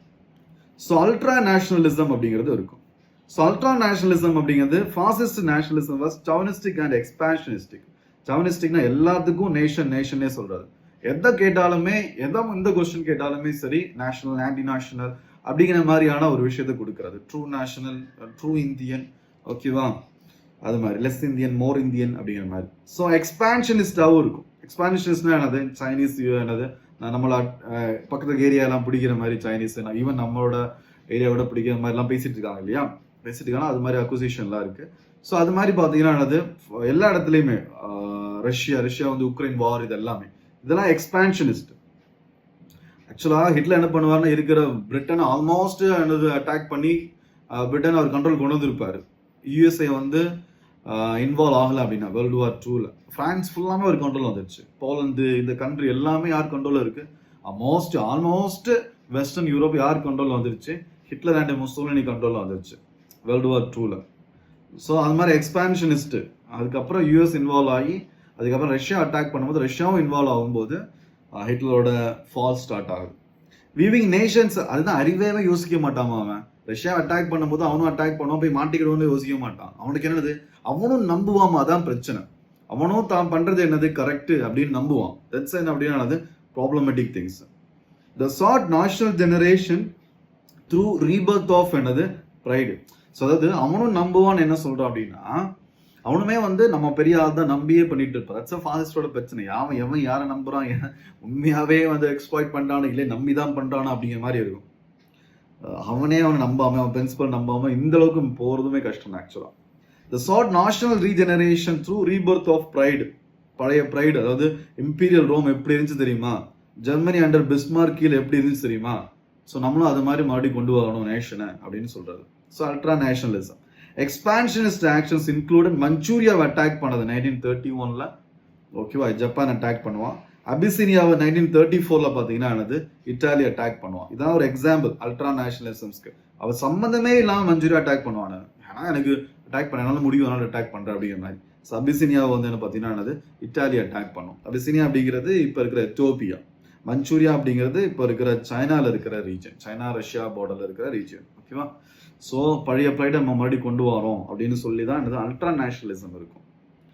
ஸோ எக்கனாமிக் நேஷனலிசம் இருக்கும். எக்கனாமிக் நேஷனலிசம் அப்படிங்கிறது செல்ஃப் சஃபிஷியன்சி. நானா பெரிய ஆளாச்சேன், நான் எனக்கு இன்னொருத்தரை நம்பி இருக்கணும், அதனால அட்டார்கி யூஸ் பண்ணுவேன். ஃபாசிஸ்ட் அட்டார்கி அப்படிங்கிறதுலாம் கேட்பாங்க எக்ஸாம்ல. அட்டார்கி அப்படிங்கிறது என்னது? நானே ஸ்டேட்டே எல்லாத்தையும் என்ன பண்ணிடும் அப்படின்னா மேனேஜ் பண்ணிக்கிறோம். ஸ்டேட் வந்து என்ன பண்ணானது அடுத்தவங்க நம்பி இருக்காது, இம்போர்ட் எக்ஸ்போர்ட்டை நம்பி இருக்காது. ஸோ செல்ஃப் சஃபிஷியன்சி இம்பார்ட்டன்ஸ் கொடுக்கும் ஸ்ட்ரிக்டா. Control over resources and energy. கண்ட்ரியில் இருக்க ரிசோர்ஸும் எனர்ஜியும் கண்ட்ரோல் பண்ணும் state. Linking economic strength national regeneration. எப்பவுமே நேஷனல் ரீஜெனரேஷன் அப்படிங்கிறது எக்கனாமிக் ஸ்ட்ரென்த் மூலமா. ஆக்சுவலா ஹிட்லரும் முசோலினியும் ஃபர்ஸ்ட் ஸ்டார்டிங் ஸ்டேஜில் பயங்கரமா எக்கனாமிக் டெவலப்மெண்ட் கொடுத்தாங்க. அது மூலமா தான் அவனோட வெப்பன் மற்ற எல்லாமே கிரியேட் பண்ண முடிஞ்சிச்சு. This economic nationalism reinforced fascist vision. ஏன் எக்கனாமிக் கொடுக்க முடிஞ்சு? எஃபிஷியன்சி இன்க்ரீசஸ் ஆகும். எல்லாரும் எமோஷனா இருப்பான், எல்லாரும் ஒர்க் பண்ண ஆரம்பிப்பான். எதுக்கோ ஒர்க் பண்ணிட்டு இருக்கணும், எல்லாம் நல்லா ஒர்க் பண்ணிட்டு இருப்பான், எக்கனாமி டெவலப் ஆகும். Fascist vision of the nation self contained, self சஃபிஷியன்டா, செல்ஃப் சஃபிஷியன்டா entity in constant struggle with other nations. எப்பவுமே என்னது கான்ஸ்டன்ட் ஸ்ட்ரகிள் இருந்துட்டே இருக்கும் அதர் நேஷன்ஸோட அப்படின்னு சொல்றது. ஸோ இதுதான் பார்த்தீங்கன்னா ஜெனரல் பிரின்சிபல்ஸ் ஆஃப் பார்த்தீங்கன்னா என்னது ஃபாசிசம் அப்படிங்கிறது. ஸோ ஃபாசிசம் அப்படிங்கிறது எப்படி இருக்கும்னா என்னது ஒரு ஆன்டி ரேஷனலிசமா இருக்கும். ரீசனுக்கு விட எமோஷன்ஸ்க்கு இம்பார்ட்டன்ஸ் கொடுக்கறது. ஆன்டி கேரக்டரா இருக்கும். சப்மிஷன் தான் மேட்டர். நான் சொல்றதை கேளு, லீடருக்கு அடிபணிஞ்சு இருக்குன்னு சொல்றது. நியூ மேனை கிரியேட் பண்றது. அவன் எப்படி இருப்பான் அப்படின்னா அது ஹீரோவா இருப்பான். அவன் எதுக்கு தான் இம்பார்ட்டன்ஸ் கொடுப்பான்? டியூட்டி, ஹானர் ஆனது, செல்ஃப் சாக்ரிஃபைஸ்க்கு. ஸ்ட்ரகிள் எப்படி இருக்கும் அப்படின்னா முசோலினி சொல்லாம வார் இஸ் டு மென் லைக் எது மாதிரினா எப்படி மெட்டர்னிட்டி வந்து உமனுக்கு இருக்கோ அது மாதிரி.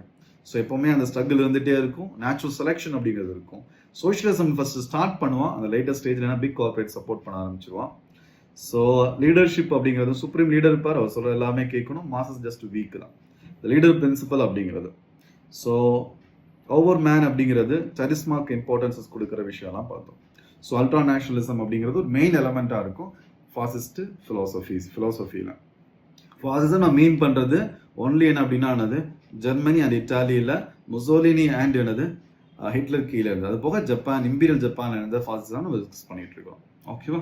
ஸோ அதுக்கப்புறம் வந்ததை ஃபாசிஸ்டோ இல்லை சொல்றது எல்லாமே கொஸ்டின் மார்க் தான். அது ஃபாசிசம்குள்ளே வருமா எல்லாமே இந்த அளவுக்கு கொடுமையாரும் போறல. எல்லாம் மாற்றி எல்லாரும் ஃபாசிஸ்ட்டு கூப்பிட்டுக்கிறாங்க. ஸோ நீங்கள் தான் முடிவு பண்ணணும். இது மாதிரி என்னது அதுதான் ரீசனை யூஸ் பண்ணணும். சும்மா எமோஷன் யூஸ் பண்ணக்கூடாது எப்போவுமே. ஓகேவா? ஸோ நெக்ஸ்ட் டாபிக் பார்க்கலாம். So next types of fascism. So types of fascism சொல்லும்போது எக்ஸ்ட்ரீம் ஸ்டேட்டிசம்னா என்ன அப்படின்னு பார்க்கலாம். First the totalitarian state. கம்ப்ளீட்டா டோட்டலிட்டேரியன் ஸ்டேட். டோட்டலிட்டேரியன் அப்படிங்கிறது பீப்புள்ஸோட பிசிக்கல் மூவ்மெண்ட்ஸை மட்டும் இல்லை, ஈவன் மென்டலியாக கூட ஸ்டேட் கண்ட்ரோல் பண்ணும் அப்படின்னு சொன்னால் that's a totalitarian state. Already Hannah ஆண்டட்டோட பிரின்சிபல்ஸ் படி பார்த்தோம். Embrace extreme collectivism and leader principle. Leader என்ன சொல்றாரோ அதுதான் முக்கியம். கலெக்டிவிசம் கலெக்டிவ்காக தான், ரேஸ்க்காக தான், இனம்காக தான் பண்ணுவோமே தவிர எனக்கு இண்டிவிஜுவல் லிபர்ட்டி இல்லைன்னா ஈக்குவாலிட்டி அப்படிங்கிறது இம்பார்ட்டன்ட் கிடையாது. ஸோ அதில் immediate contact between leader and citizen. Leader டைரக்டாகவே சிட்டிசன்ஸோட கான்டாக்ட் பண்ணுவார். பொதுவாக ஒரு ஸ்டேட், இப்போ மாடர்ன் ஸ்டேட் எப்படி இருக்கும் அப்படின்னா, ஸ்டேட் இருக்கும், அது கீழே பார்த்தீங்கன்னா சிவில் சொசைட்டி இருக்கும். சிவில் சொசைட்டி அப்படிங்கிறது ஸ்கூலு, சர்ச்சு, அதுக்கப்புறம் பார்த்தீங்கன்னா pressure groups, political parties, okay, so religious institutions, இதெல்லாம் பார்த்தீங்கன்னா சிவில் சொசைட்டி. இது என்ன பண்ணும் அப்படின்னா அஜெண்டாவை மேக் பண்ணும். இது எது ரைட்டு ராங்னு சொல்லி கொடுக்கும். அப்படிலாம் ஒன்றும் இருக்காது. எதில்? ஃபாசிசம் ஸ்டேட்டில் இது மாதிரி சிவில் சொசைட்டியே தேவையில்லை. டைரக்டாகவே சிட்டிசன்ஸோட லீடருக்கு என்ன இருக்கும் அப்படின்னா, ஸ்டேட்டுக்கும் இல்லை லீடருக்கு என்னென்ன கான்டாக்ட்ஸ் இருக்கும், டைரக்டாகவே பேசுவார். ஸோ ஸ்மால் சைஸ் லீடர்ஸ் இல்லைன்னா இன்ஸ்டிடியூஷன்ஸ்க்கு இம்பார்ட்டன்ஸ் இருக்காது. லீடர் பேஸ் பண்ணி தான் எல்லாமே இருக்கும். No distinction between state and civil society, requiring active participation and total commitment. ஆக்டிவாக ஹோல் பீப்புள்ஸ் என்ன பண்ணும் அப்படின்னா ஸ்டேட்டில் பார்ட்டிசிபேட் பண்ணுவாங்க. அண்ட் பார்த்தீங்கன்னா டோட்டல் கமிட்மெண்ட் இருக்கும் பிரின்சிபல்ஸ், ஐடியாலஜிஸஸ்க்கு. வித் கம்ப்ளீட் பார்த்தீங்கன்னா politicisation of masses.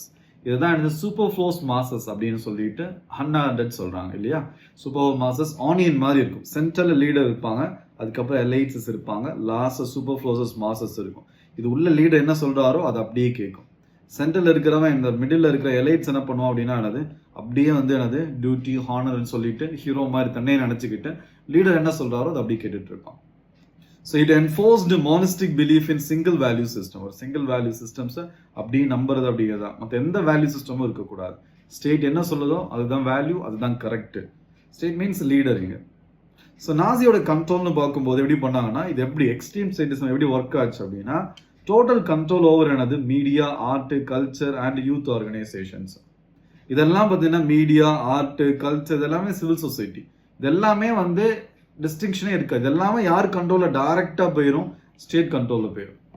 So media control, complete domination of newspapers, radio, film எல்லாமே யார் கண்ட்ரோலில் மட்டும்தான் இருக்கும்? ஸ்டேட் கண்ட்ரோலில் மட்டும்தான் இருக்கும்.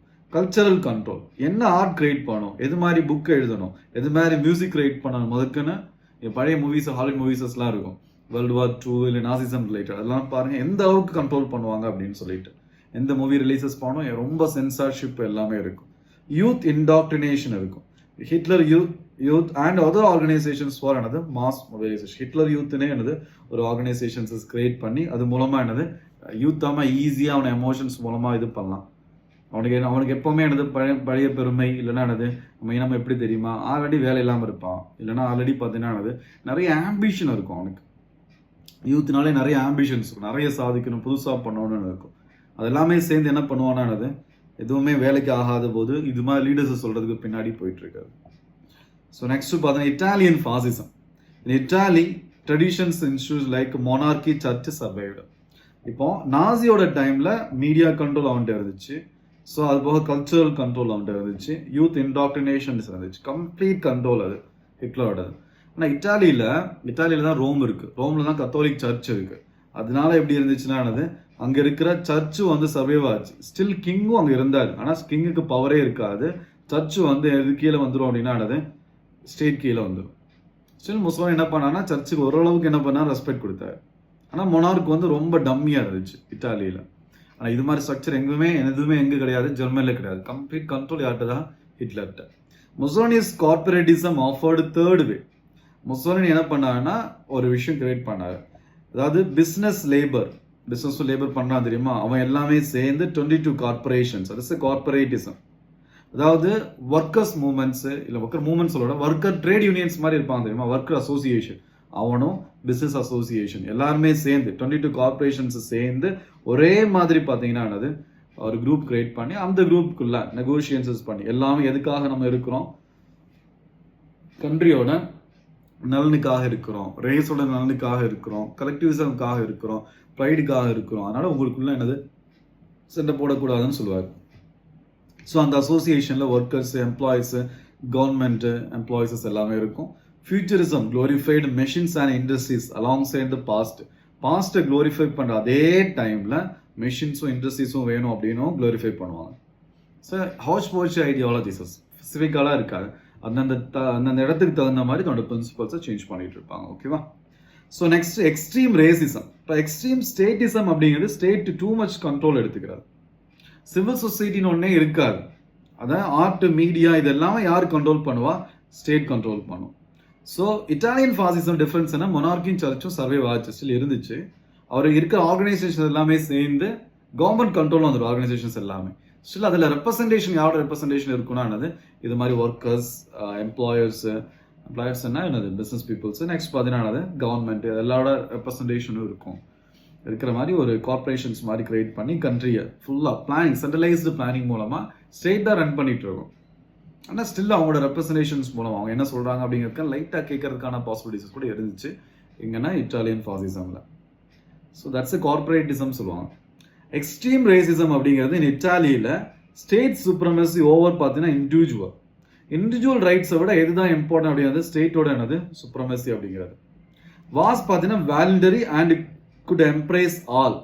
அதாவது ஆரியன்ஸ் மட்டும் இல்லை, வேற எல்லாரும் கூட இருக்கலாம். அதாவது இண்டிவிஜுவலை விட ஸ்டேட் தான் முக்கியம். ஆனால் வாலண்டியரா நீ என்ன பண்ணலாம், ஃபாசிசம் ஐடியாலஜி பிடிச்சு ஜாயின் பண்ணிக்கலாம். ஆனால் நாசிசம் அப்படி கிடையாது. நாசிசம் வந்து எக்ஸ்ட்ரீம் ரேசிசம். அது race was based on ideological genetic difference. ஜெனட்டிக்கலாகவே ஆரியன்ஸ் தான் பெட்ரு, ஹைட்டாகவும் ப்ளூ ஐடாகவும் பயங்கர ஹேண்ட்ஸமாகவும் இருப்பான். அவன் தான் என்னது உலகத்தையும் ஆள பிறந்தவன் அப்படின்னு சொல்றது. Impossible to change. பயாலஜிக்கலையும் ஜெனட்டிக் டிஃபரன்ஸையும் சேஞ்ச் பண்ண முடியுமா? தட்ஸ் இம்பாசிபிள் டு சேஞ்ச் இல்லையா? ஸோ நாசிசம்ல வந்து இம்பாசிபிள் டு சேஞ்ச், நீ எம்ப்ரைஸ் பண்ண முடியாது. ஒன்லி யார் மட்டும் தான் இருப்பான், ஆரியன்ஸ் மட்டும் தான் இருப்பாங்க. ஆனால் இட்டாலியில் அப்படி கிடையாது. இந்த இண்டிவிஜுவலுக்கு என்ன அப்படின்னா இம்பார்ட்டன்ஸ் கம்மி தான். நான் ஸ்டில் என்ன பண்ணலாம், வேற பீப்புள்ஸ் கூட ஒன்றா சேரலாம், ஜாயின் பண்ணுறதுக்கான பாசிபிலிட்டிஸ் இருக்கு. Fascist glorified peasant ideology. Peasant ஐடியாலஜினா அதாவது விவசாயம் பண்ணுறது, ஆடு மாடு மேய்க்கிறது, இது மாதிரி. ரெஜெக்டிங் மாடர்ன் சிவிலைசேஷன் நல்லது கிடையாது, ஆனால் நம்ம வில்லேஜ் மாதிரி வாழ்றது தான் நல்லது அப்படின்னு சொல்றது. டெக்கடன்ட் அண்ட் கரப்ட். மாடர்ன் சிவிலைசேஷன் ரொம்ப கரப்டாகவும் டெக்கடண்டாகவும் இருக்குது. அது ஒரே பார்த்தா இண்டிவிஜுவலிசம் பற்றியே பேசுது. நம்ம என்ன பண்ண சொசைட்டியாக இருக்கணும் அப்படின்னு நினைப்பாங்க. Value a simple life close to land. ஒரு சிம்பிள் லைஃப் வாழ்றதே அதை ஐடியலைசஸ் பண்ணுவாங்க. ஆனால் அது மாதிரி ஆக்ஷன் எடுக்க மாட்டான். ஏன் அப்படின்னா this Nordic racism with rural romanticism. நார்டிக்னா ஆடு மாடை மேய்க்கிறது, அதான் நார்டிக் அப்படிதானே. Rural romanticism, rural things romanticize பண்றது, பழமையை பேசுறது. Clashed with reality that where. ஆனால் அது கிளாஷ் ஆச்சு. எதோட கிளாஷ் ஆச்சு அப்படின்னா வார் ரெக்கார்டு. வார் பண்ணணும் அப்படின்னா இண்டஸ்ட்ரியல் வெப்பன்ஸ் தேவை. பேசிட்டு இருந்தான். ஆனால் இப்பவும் பழைய ஜெர்மனியை வந்து நீங்கள் வீடியோவில் இல்லைன்னா பாருங்க, அது ஃபுல்லாக இண்டஸ்ட்ரியல் சொசைட்டி, பயங்கர இண்டஸ்ட்ரியல் சொசைட்டி. ரூரலுக்கு அது சம்மந்தமே இருக்காது. ஆனால் பேசுறது ஃபுல்லாக பார்த்தீங்கன்னா ரூரலாக இருக்கணும், ஆடு மாடு மேய்ப்போம், ஹாப்பியாக இருப்போம், ரஷ்யாவை அட்டாக் பண்ணி எடுத்து லெமன் ஸ்வாம் வேர்ல்டு ஃபுல்லாக நம்ம டாமினேட் கொண்டு வந்துருவோம் இப்பெல்லாம் பேசிட்டு இருக்கிறது. ஓகேவா? ஸோ நெக்ஸ்ட் பார்த்தீங்கன்னா மாடர்ன் ரெலவன்ஸ் ஆஃப் ஃபாசிசம் சொல்லும்போது, இப்பவும் ஃபாசிசமோட ட்ரேசஸ் இருக்கு அப்படின்னு சொல்லும்போது, ரீசர்ஜன்ஸ் ஆஃப் அல்ட்ரா நேஷனலிசம் எல்லா இடத்துலையுமே இருக்கு இப்போ ரீசன்ட் டைம்ல. ஃபார் எக்ஸாம்பிள்ஸ் பார்த்தா chauvinistic and expansionist nationalism, far right populist movements எல்லாமே வேர்ல்ட் லெவலில் இன்க்ரீசஸ் ஆயிருக்கு ரீசன்ட் டைம்ல. இப்போ லிபரலிசம் எவனும் மதிக்கிறதே இல்லை. த டட் ஆஃப் லிபரலிசம் சொல்லி ஹிந்துவில் ஆர்டிகல் எழுத ஆரம்பிச்சிட்டாங்க, நியூ லிபரலிசம் சொல்லிட்டு. Leaders in countries across Europe, Asia, அமெரிக்காவில் இந்த பாஸ்ட் க்ளோரிஸை பேசுறது. அமெரிக்கானா எப்படி இருந்தோம், அமெரிக்காவை மறுபடியும் பார்த்தீங்கன்னா க்ளோரிஃபை கொண்டு வரேன்னு சொல்லி ட்ரம்ப் சுற்றிட்டு இருக்கிறது, பொல்சனேரோ இல்லைன்னா அந்த போலண்டில், டர்க்கியில், இது மாதிரி கண்ட்ரீஸில் ஃபுல்லாக என்ன அப்படின்னா பாஸ்ட் க்ளோரிஸை பேசுறது. இம்பீரியல் இது மாதிரி முசோலினியோட இம்பீரியல் ரோம் மாதிரியும் நாசியோட பார்த்தீங்கன்னா பிஸ்மார்க்ஸோட நாஸ்டால்ஜியா இருக்கிற மாதிரி. பிஸ்மார்க் கீழே இருக்கும்போது ஜெர்மனி எப்படி இருந்துச்சு தெரியுமா, அது மாதிரி கொண்டு வரோம் அப்படின்னு சொல்றாரு. அதே மாதிரி ரோம் கீழே, இம்பீரியல் ரோம் கீழே இருக்கும்போது எப்படி இட்டாலி இருந்துச்சு தெரியுமா அப்படின்னு சொல்றாரு. ஃபார் எக்ஸாம்பிள்ஸ் இப்போ பிரெக்சிட் கம்பெயின்ஸ், யூரோப்பியன் யூனியன்ல இருந்து விலகி பிரிட்டன் தனியாக வர்றது எக்ஸாம்பிளா இருக்கட்டும். மேக் அமெரிக்கா கிரேட் அகெயின், மகா அப்படிதான் சொல்லி சுத்திட்டு இருக்காரு யாரு, ட்ரம்ப் இல்லையா. So next similar patterns, myth making and identity based mobilisation. இதெல்லாம் மித்து, அது மூலமா ஐடென்டி பேஸ்டு, ஐடென்டியை வச்சு மொபைலைசேஸ் பண்றது பீப்புள்ஸ்க்கு என்ன வேணும் அப்படிங்கிற ஹெல்த், எஜுகேஷன் மூலமா பீப்புளை மொபைலைசேஸ் பண்ண மாட்டோம். இப்போ ஐடென்டிட்டி மூலமா மொபைலைசேஸ் பண்றது மூலம். ஐடென்டிட்டி பாலிடிக்ஸ் இருக்கணும், ஆனால் அது டூ மச்சா பீப்புள்ஸ்க்கு என்ன தேவை அப்படிங்கிறது கம்மியாயிடக்கூடாது. So emotional politics and anti rationalism அப்படிங்கிறது. ஆன்டி ரேஷனலிசம் ரொம்ப ஓவரா இருக்குமா இந்த டைம்ல. எல்லாருக்கும் எமோஷன் தான் பெரிய ரீசனா இருக்கு. ஏதாச்சும் ஒன்று பார்க்குறான் யூடியூப்ல, இல்லை அப்படின்னா அது போஸ்ட் பார்த்துட்டு எமோஷன்ஸ்க்கு இம்பார்ட்டன்ஸ் கொடுக்குறான். நம்ம கூட பார்த்தோன்னா கண்டென்ட் ஏதாச்சும் எமோஷன் ஏதாச்சும் இருக்குமா தான் தேட வேண்டியதாக இருக்குது. ஸோ அதுக்கு தான் என்ன இருக்குன்னா ரிசப்ஷனும் ஜாஸ்தியாக இருக்கு. ஸோ அப்போ என்ன பொலிட்டிக்கல் மித்து கிரியேட் பண்ணுறது மூலமா போஸ்ட் ட்ரூத் ஏறா, எவனுமே ட்ரூத்தை பெருசாக எடுத்துக்கிறது இல்லை. ரொம்ப இஷ்டத்துக்கு வாயில சொல்றாரு, அதையும் நம்பிட்டு அவ்வளோ பேர் பின்னாடி போறாங்க. அவனுக்கே தெரியும் அது, அவனுக்கு ட்ரூத் முக்கியம் இல்லை, அவனுக்கு என்ன கேட்கணும் அப்படிங்கிறதா முக்கியம். அவனுக்கு பிடிச்சிருக்கு அவன் சொல்றது, அவ்வளோதான். தட்ஸ் என்ன அப்படின்னா எலமெண்ட்ஸ் ஆஃப் ட்ரேஸ் ஆஃப் பார்த்தீங்கன்னா ஃபாசிசம் அப்படிங்கிறது. சும்மா நீங்கள் post truth era, political myth இன்னமும் இருக்கு. ஸோ அப்படின்னு சொல்றது. முசோலினி என்ன சொல்றது, ஆக்ஷன் நாட் டாக், ஆக்ஷன் பேசிட்டு இருக்காது. தட்ஸ் ட்ரூத் முக்கியம் கிடையாது, ஏதாச்சும் பண்ணுங்க அப்படிங்கிற மாதிரி. ஸோ இப்பவும் பார்த்தீங்கன்னா ஸ்பெக்டாக்கிள் பாலிடிக்ஸும் டைரக்ட் லீடர் சிட்டிசன் கனெக்ஷன்ஸ், ட்ரம்ப்லாம் மெனி சொல்லலாம், நீங்கள் ஃபாசிசம் சொல்லாங்க, சும்மா ட்ரேசஸ் ஆஃப் ஃபாசிசம் அப்படின்னு சொல்லுங்க. தெளிவாக சொல்லணும், போஸ்ட் ட்ரூத் வேர்ல்டு அது மாதிரி சொல்லணும். அத்தாரிட்டி அண்ட் லீடர்ஷிப், டர்க்கியில் பார்த்தீங்கன்னா எட்ரோகனாக இருந்தாலும் சரி, ரஷ்யாவில் புட்டினாக இருந்தாலும் சரி, ஹங்கேரியில் ஆர்பனாக இருந்தாலும் சரி, இவங்கெல்லாம் ரொம்ப டோட்டலிட்டேரியன் மாதிரி. முடிஞ்ச அளவுக்கு தான் சொல்றதான் கரெக்ட், ஆப்போசிஷன் எல்லாமே டவுன் பண்றது, வைக்கிறது எல்லாமே. சிமிலர் டு வெபர்ஸ் கரிஸ்மேட்டிக் அப்படின்னா அத்தாரிட்டி. அப்புறம் என்ன சொல்றாங்க, கரிஸ்மேட்டிக் அத்தாரிட்டி மூலமா எப்படி அத்தாரிட்டி கிரியேட் ஆகும், அதுக்கு ரொம்ப இம்பார்ட்டன்ஸ் கொடுக்குறது. பர்சனாலிட்டி கல்ச்சரை கிரியேட் பண்றது. So next control of civil society. இந்த கார்பரேட்டிசம் மாடல்ல ஸ்டேட் கேபிட்டலிசம், சைனால, ரஷ்யால பார்த்தீங்கன்னா கவர்மெண்டே என்ன பண்ணணும்னா most of the things control பண்றது. Next identity based politics, white supremacist movements, white அதுவும் அது இது இருக்குமா, நடந்துட்டு இருக்கு. ஓகேவா, சூப்பர்மாஸ்ட் மூவ்மெண்ட்ஸ் யூஎஸ்ல, ஆல்ட் ரைட்டு யூரோப்ஸில் identical identitarian movements, ethno nationalist policies பார்த்தீங்கன்னா மியான்மரோட ரோஹிங்கியா கிரைசிஸ், ஆன்டி ரெஃப்யூஜி பாலிசிஸ்ன்னு பார்த்தீங்கன்னா போலண்டு, ஹங்கேரியில். ஏதாச்சும் 2-3 எக்ஸாம்பிள் கொடுங்க. பயாலஜிக்கல் ரேஸ் தியரியை இன்னமும் என்ன பண்ணுறோம் அப்படின்னா பெருசாக பேசப்படுறது. நம்ம இன்டர்நேஷனல் ரிலேஷன்ஸ் இன்னும் பார்க்கலாம், எப்படி இது மாதிரி ஐடென்டி பேஸ்டு பாலிடிக்ஸ் எப்படி ஜாஸ்தியாக போயிட்டு இருக்கு. இப்போ சைனீஸை இந்தியன்ஸ் ஆப்போஸ் பண்ணுறாங்கன்னா அதில் ஒரு உள்நோக்கமும் இருக்கு. சைனீஸ் இந்தியன்ஸ்லாம் பார்த்தீங்கன்னா ஏஷியன்ஸ், ஆனால் கவுகேஷியன்ஸ் கிடையாது. கவுகேஷனா ஒயிட் பீப்புள்ஸ். ஸோ யூரோப்பியன்ஸோ இல்லை அமெரிக்கன்ஸோ, வெஸ்ட் யூரோப்பியன்ஸோ அமெரிக்கன்ஸோ கிடையாது. அப்படிங்கிற மாதிரி ஒரு தாட் ப்ராசஸ்மே இருக்கு. ஸோ நெக்ஸ்ட் மிலிட்டரிசம் மாதிரி glorification of struggle. So unending struggle அப்படிங்கிறது இருக்கு. ஃபார் எக்ஸாம்பிள்ஸ் பார்த்தீங்கன்னா இப்போ புட்டினோட பிரின்சிபல்ஸ், உக்ரைன் வார் கூட எப்பவுமே ஸ்ட்ரகிள் ஆகிட்டே இருக்குது. அதெல்லாம் பழமை தான் ஆக்சுவலா, புட்டினோட தான். இன்னமும் பழசு, நாட்டோ எக்ஸ்பான்ஷன் எல்லாருமே புட்டின் மட்டும் இல்லை, எல்லாருக்குமே அதில் பங்கு இருக்கு. Especially China's military expansion south China C control எடுத்துக்கிறது முடிஞ்ச அளவுக்கு. ஈவன் நம்மளோட லேண்ட்ல கூட பார்த்தீங்கன்னா பக்கத்தில் பிரச்சனை பண்ணிட்டே இருக்குது China. Russia's Ukraine war, revivalist military பேரேட்ஸ்லாம் இப்போ நடந்துட்டு இருக்குது அப்படின்னா எக்ஸாம்பிள் சொல்லலாம். இதெல்லாம் எந்த அளவுக்கு மிலிட்டரிசமும் குளோரிஃபிகேஷன் ஸ்ட்ரகிளும். இந்தியாவில் கூட ஜாஸ்தியாக பார்த்தீங்கன்னா மிலிட்ரியை குளோரிஃபை பண்ணுறது. மிலிட்ரி அகெயின்ஸ்டாக யுக்கான் ஈவன் இன்டைரக்டாக பேச முடியாது. ஸோ தட் மிலிட்ரியை ரொம்ப என்ன அப்படின்னா குளோரிஃபை பண்ணுறதுக்கான எலமெண்ட்ஸ் அப்படிங்கிறது அது ஃபாசிசம்னு கிடையாது. சும்மா ஃபாசிசம்னு ஒரு எலமெண்ட் தான் சொல்லிட்டு இருக்கோம். ஓகேவா. நெக்ஸ்ட் எக்கனாமிக் நேஷனலிசம் அப்படிங்கிறதும், make in India, America first tariff, America first, make in India most use பண்ணாங்க, America first tariff, China's dual circulation strategy, இது எல்லாமே. ஓகேவா. சைனீஸோட டாமினேஷன், எக்ஸ்போர்ட் மூலமா எப்படி டாமினேட் பண்றது வேர்ல்டு ஃபுல்லா. அது மாதிரி பார்த்தீங்கன்னா அது டெப்ட் ட்ராப் இதெல்லாம் படிக்கிறோம் இல்லையா, சைனீஸஸ் பாலிசிஸ்ன்னு சொல்லும்போது அது மாதிரி. ஸோ நிறைய எக்ஸாம்பிள்ஸ் வந்து நம்ம டிஸ்கஸ் பண்ணிக்கிறோம். நீங்கள் வந்து எல்லாமே கொடுக்கணும்னு இல்லை, உங்களுக்கு எதுவும் ஆப்டாக இருக்கும் கரெக்டாக இருக்கும் அப்படின்னு சூஸ் பண்ணி கொடுத்துக்கலாம். ஒரு ஈஸியாக இருக்கும். நெக்ஸ்ட் ரீட் பண்ணும்போது வைக்கும்போதெல்லாம் எக்ஸாம்ஸ் இன்னமும் ரிப்பீட் பண்ணுறது. ஒரு டைம் வந்து உங்களுக்கு இதெல்லாம் இருக்குன்னு சொல்லிட்டோம் அப்படின்னா நெக்ஸ்ட் டைம் ரிப்பீட்டாக ரீட் பண்ணும்போது அது மைண்டில் இன்னும் என்ன ஆகும்னா அது சேவ் ஆகும். ஸோ ஓகே, இந்த எக்ஸாம் நம்ம கொடுக்கலாம் அப்படின்னு சொல்லிட்டு. ஸோ போஸ்ட் கோல்டு வார்க்கு அப்புறம் 1990க்கு அப்புறம் neo Nazi alt right movements create ஆகுது. இதெல்லாம் எக்ஸாமில் கொடுக்கணுமா? ஜெர்மனியில் இருக்கிற AFD அப்படிங்கிறதும், கிரீஸோட கோல்டன் டான், இட்டாலியோட பிரதர்ஸ் ஆஃப் இட்டாலி, இவங்கெல்லாம் பயங்கர டாமினண்டாக மாறிட்டு இருக்கிறாங்க. ஸோ இவங்களுக்குலாம் பார்த்தீங்கன்னா சூப்பர் மாசிஸ்ட் தேரி தான், ரேசிஸ்ட் சூப்பர் மாசிஸ்ட் தெரியாது, ஒயிட் சூப்பர் மாஸ் தேரி. ஒயிட் பீப்புள்ஸ் தான் என்ன இருக்குன்னா இந்த குவாலிட்டியும் கண்ட்ரோல் இருக்கணும். இப்போ இமிகிரேஷன் மூலமாக ஏஷியன்ஸு மற்ற பீப்புள்ஸ்லாம் வந்து அவங்க ஊருக்கு வந்து அவங்களோட டாமினேஷன் ஜாஸ்தி ஆகுது. அதனால அவங்க தான் எல்லா பிரச்சனைக்கும் காரணம், எக்கனாமிக்கல் ப்ராப்ளத்துக்கும் அவங்க தான் காரணம் அப்படின்னு சொல்றதான் இன்னமும் அந்த ட்ரெண்ட் இருக்கு அப்படின்னு சொல்லலாம். ஓகேவா?